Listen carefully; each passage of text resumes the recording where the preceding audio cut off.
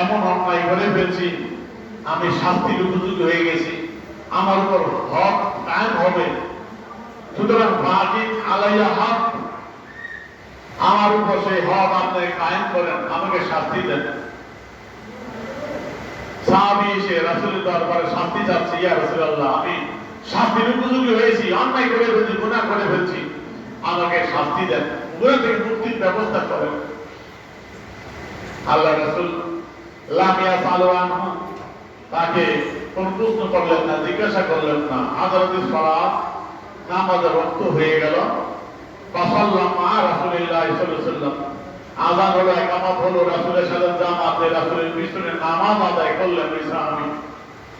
ফালাম্মা কাদাত নবী সাল্লাল্লাহু আলাইহি ওয়াসাল্লাম সালাতা, যখন আল্লাহর নবী নামাজ থেকে অবসর হলেন, নামাজ শেষ করলেন, ওই সাহাবী ওমর রাসূল, ওই সাহাবী আবার দাঁড়িয়ে গেলেন, বলে, ইয়া রাসূলুল্লাহ, ও আল্লাহর হাবিব, ইন্নী আসাবতু হাতান ফাকিদ ফিয়া কিতাবাল্লাহ, ও আল্লাহর হাবিব, আমি শাস্তি পাওয়ার উপযোগী অপরাধী, আল্লাহর কোরআন অনুযায়ী আমাকে শাস্তি দেন, আমাকে শাস্তির ব্যবস্থা করেন, আমাকে গুনাহ থেকে মুক্তির ব্যবস্থা করেন, শাস্তি দেন দুনিয়ার মধ্যে, কিয়ামতের ময়দানে যেন আমি গুনাহগার হিসাব করতে না হয়। ইয়া রাসূলুল্লাহকে দুনিয়ায় শাস্তি দেন। দেখেন, গুনাহ করেছে, শাস্তির জন্য রাসূলের দরবারে হাজিরা দিয়েছি, ইয়া রাসূলুল্লাহ, আমাকে শাস্তি দিয়ে মুক্ত করেন। আর আমরা গুনাহ করলে তওবা না করতে চাই না, শাস্তি তো নাই, শাস্তির তো খবর আছে। আমরা যদি গুনাহ করেছি, আল্লাহ রাসূলের কথা বলছেন, তওবার কথা, যে গুনাহ করে অন্যায় করেছে, সাধারণ তওবা করো, আল্লাহ বলেন সাধারণ তওবা করলে আল্লাহ মাফ করে দিব। আমরা তওবা করতে চাই না, আমরা গুনাহের মধ্যে ডুবে থাকতে চাই। বলেন, ও আমার সাহাবী, আলাইসা কা সাল্লাইতা মানা, ও আমার সাহাবী, তুমি কি আমাদের সাথে নামাজ আদায় করো নাই? বলা, না। তিনি, হ্যাঁ ইয়া রাসূলুল্লাহ, আপনার পিছনে আমি নামাজ আদায় করেছি। বলা, ফাইনাল্লাহ কাদ গাফারা লাকা যামবাকা আবদাকা, যাও যাও, আমার পিছনে নামাজ আদায় করেছো, নামাজ পড়ার কারণে আল্লাহ পাক তোমার গুনাহগুলো মাফ করে দিয়েছে, সুবহানাল্লাহ, তোমার শাস্তি মাফ করে দিয়েছে। আল্লাহ বলেন না সুবহানাল্লাহ। তাহলে নামাজ গুনাহগুলো মাফ করে দেয়, এই যে আল্লাহ রাসূল বললেন যে তোমাদের বাড়ির সামনে যদি কারো পুকুরে দৈনিক 5 বার গিয়ে গোসল করে, তার শরীরে যেমন মানে ময়লা থাকে না, আবর্জনা থাকে না, যে ব্যক্তি 5 বার নামাজ আদায় করবে তার শরীরে গুনাহ থাকে না। বলেন না সুবহানাল্লাহ। নামাজের সাথে গুনাহগুলো জড়িয়ে পড়ে যায়, বলেন না সুবহানাল্লাহ। গুনাহগুলো কেমনে জড়িয়ে পড়ে আল্লাহ রাসূল তারও মেসেজ দিয়েছেন, কতভাবে আল্লাহ রাসূল বুঝাইছেন, কিন্তু আমরা বুঝি না, এই অবস্থা ভাই। আল্লাহ রাসূল অনেক বুঝাইলেন গুনাহ কেমনে জড়ে। হযরত আবু বকর রাদিয়াল্লাহু তাআলা আনহু বর্ণনা করেন, আন্নান নবী সাল্লাল্লাহু আলাইহি ওয়াসাল্লাম খারাজা জামানে শীতা, শীতকালে আল্লাহ রাসূল একদিন বের হলেন, যে সময় আল্লাহ রাব্বুল আফাত, গাছ থেকে শুকনো পাতাগুলো ধরে ধরে পড়ে, শুকনো গাছ শীতকালে দেখবেন। আল্লাহ বাগানে গেলেন, বাগানে যাইয়া ফাঁকাদা বিবস নাই তিন সাদা, একটা গাছের 2টা ডাল এভাবে ধরলেন। ডাল ধরার পরে একটু মারা খাইছেন, ডাল থেকে দরদর করে পাতাগুলো পড়তে লাগলো নিচে। তখন আল্লাহ রাসূল বলে, হে আবু বকর, হে আবু বকর, কুনতু লাবাইক ইয়া রাসূলুল্লাহ। আল্লাহ ডাকতে, হে আবু বকর, আবু বকর রাদিয়াল্লাহু আনহু, লাবাইক ইয়া রাসূলুল্লাহ, আল্লাহ রাসূল, আমি তো প্রস্তুত, আমি উপস্থিত, ইয়া রাসূলুল্লাহ বলেন। قال إن العبد المسلم لا يصلي صلاة يريد بها وجه الله, আল্লাহ রাসূল বলেন, কোন মুসলিম বান্দা আল্লাহর সন্তুষ্টির জন্য যখনই নামাজ আদায় করে, নামাজ পড়ে, তাআফাত আনহু যুনুবুহু, তার শরীর থেকে গুনাহগুলো এমনি ঝরে পড়ে যায়, কামা তাআফাত হাযাল ওয়ারাক ওয়ান হাযি শাজারা, এই গাছ থেকে যে পাতাগুলো ঝরে পড়লো দেখলাম, বলেন না সুবহানাল্লাহ।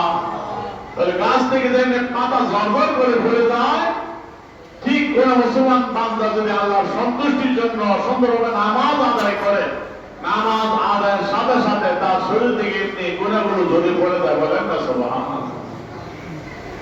প্রিয় হাজিরিন, আমরা নামাজি যদি হইতাম তাহলে আমাদের অনেক নিয়ামত আমরা পাইতাম, কিন্তু আমরা নামাজের মতো ইবাদত, সর্বশ্রেষ্ঠ ইবাদত, কিয়ামতের মাঠে আল্লাহ রাসূল বলেন, সর্বপ্রথম আমলের হিসাব নিবে বান্দার যে বেশি দিল সালাত আমাদের হিসাব কিয়ামতের ময়দানে আল্লাহ বান্দার আমলের মধ্যে সর্বপ্রথম নামাজের হিসাব নেবেন। নামাজের হিসাব যদি যথাযথ হয়ে যায় পিছনে সব ক্লিয়ার, আর নামাজের হিসাব যদি সমস্যায় পড়ে যান তাহলে পিছনের কঠিন অবস্থা বিরাজ করছে। আল্লাহ রাসূল বলেন নামাজ ফরজ নামাজের মধ্যে যদি একটু এই কমতি দেখা যায়, কোন ত্রুটি পাওয়া যায়, আল্লাহ বলবেন ও আমার ফেরেশতারা দেখো আমার বান্দার নফল নামাজ আসেনি, বলেন না সুবহানাল্লাহ।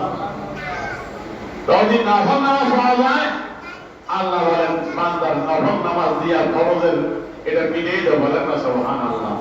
এই জন্য আমরা বারবার বলি ভাই নফলের বদলে তাকিদ করি, কিন্তু বর্তমান সমস্যা কিছু মৌলবী সাহেব আলেমদের বিশেষ করে আমাদের যারা নফলের দাম দাবি না, নফলে আমাদের দাম দাবি কি আর কি সময় নষ্ট, বলেন না আউযুবিল্লাহ। লাইলাতুল বরাত আগে তো মাথা খারাপ হয়ে গেল।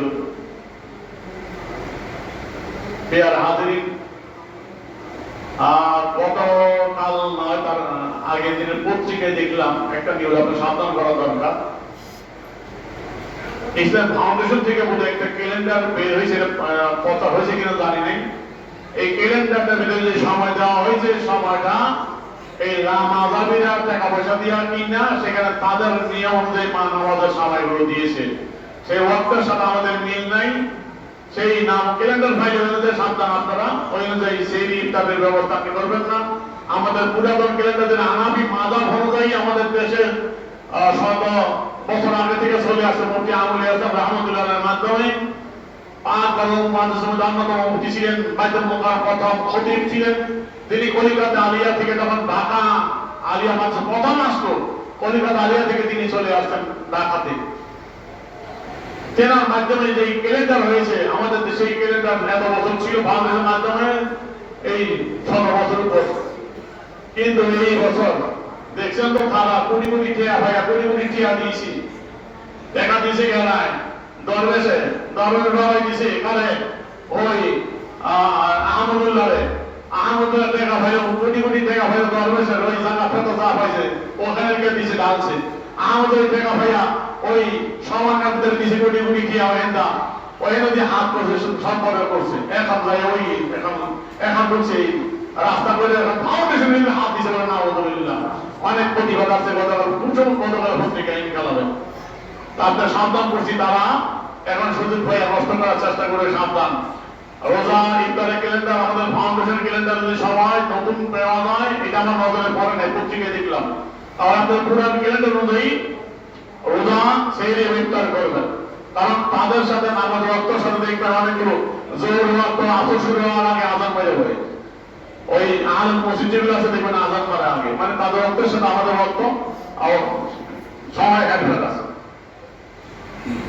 যাই হোক, যে কথা বলছিলাম এই নফলের বিরুদ্ধে থাকার জোর ফতুয়া, নফল করবেন কি সময় নষ্ট। আরে নফলের বিরোধ করে করে আল্লাহ প্রিয় বন্ধ হয়, ঠিক কিনা করে বলে বুখারী শরীফের হাদিস কত বলতাম, আল্লাহ রাসূল লায়াদুল্লাহ বিয়াদা কারণ ইলাইহি নফল হাত্তা আবাদতুহু, আমার বান্দা সর্বদা আমার নৈকট্য লাভ করতে চায় নফল ইবাদতের মাধ্যমে। নফল ইবাদত করে করে আমি আল্লাহর নৈকট্য লাভ করতে চাই। তো যে বেলায় নফলের ডুবে যায় এবারে ফরজ বান্দা করেনি, নফল যে বেলায় করে এবারে ফরজ ওয়াজিব আবশ্যক পালন করার পরে অতিরিক্ত নফলে ডুবে থাকে। এই আল্লাহ রাহমাতুল্লাহ আলাইহি 40 বছরে এশার ওযু দিয়ে ফজরের নামাজ পড়ছেন, রাত করে কি করেছেন? তো নফল পড়ে তিনি ফরজ বান্দা করেছেন। গাউসুল আব্দুল কাদের জিলানী রাহমাতুল্লাহ আলাইহি 40 বছর এশার ওযু দিয়ে ফজরের নামাজ পড়ছেন, রাত করে কি করেছেন? তিনি কি ফরজ বান্দা দিয়েছিলেন? সুতরাং আল্লাহ নৈকট্য লাভ করতে হয় যেন আল্লাহ বলেন নফলের মাধ্যমে। হাদিসে তাই বলে আল্লাহ রাসূল যে কিয়ামতের ময়দানে ফরজ নামাজে ঘাটতি হলে, সমস্যা ত্রুটি দেখা দিলে আল্লাহ পাক নফল থাকলে নফল দিয়ে ওই ফরজের ক্ষতিপূরণ করে তাকে নাজাত দিয়ে দিবেন, বলেন না সুবহানাল্লাহ। হাজিরিন, আল্লাহ রাসূল আমাদেরকে শিক্ষা দিলেন নামাজ কিভাবে পড়তে হবে। আল্লাহ রাসূল বলেন قال رسول الله صلى الله عليه وسلم مروا أولادكم بالصلاة ওম আবনাউ সাবি সিনিন, তোমরা তোমাদের সন্তানদেরকে নামাজের আদেশ করো যখন তারা সাবি সিনিন 7 বছরে পদার্পণ করে। কত বছর? 7 বছর হলে নামাজের কথা বলো। এমন কয়জন আছেন বাপ মাকে খুঁজে পাওয়া যাবে 7 বছর থেকে সন্তানদেরকে নামাজের তালিম দিয়েছে? আপনার ওয়াসাবি সিনিন, যখন 10 বছরে পৌঁছে 10 বছরে পৌঁছে যায়, যদি তখন নামাজ পড়তে গাফলতি করে আর ছাড় দিও না, ওয়াদরিব, তখন দোম লাগাও, পিটা লাগাও, শাস্তি দাও, নামাজের পাবন্দি বানাও। কারণ এরপরে সে বালেগ হয়ে যাবে। বালেগ হয়ে গেলে এক ওয়াক্ত যদি নামাজ নষ্ট হয়ে যায়, বিশাল শাস্তির সম্মুখীন হতে হবে। যাতে কিয়ামতের ময়দানে শাস্তির সম্মুখীন হতে না হয়, নামাজ নষ্ট না হয়, 7 বছর থেকে ট্রেনিং দেওয়া শুরু করো। 10 বছর 3 বছর ট্রেনিং দেওয়ার পরে যদি ট্রেনিং প্রাপ্ত না হয়, দেখো ত্রুটি হয়, তাহলে পিটা মারো, শাসন করো, নামাজি বানাও, যাতে নামাজ নষ্ট না হয়। কার শিক্ষা? কার শিক্ষা বোঝেন নাই? আল্লাহ রাসূলের শিক্ষা না? আমার মৌলভী সাহেবের, মুফতি সাহেবের কথা, কোন আলেম সাহেবের কথা? আল্লাহ রাসূল শিক্ষা দিলেন, মুরু আওলাদাকুম বিসসালাত, তোমার সন্তানদেরকে নামাজের আদেশ দাও যখন তারা 7 বছরে পৌঁছে। 7 বছর পৌঁছে নামাজ পড়ানো শুরু করো।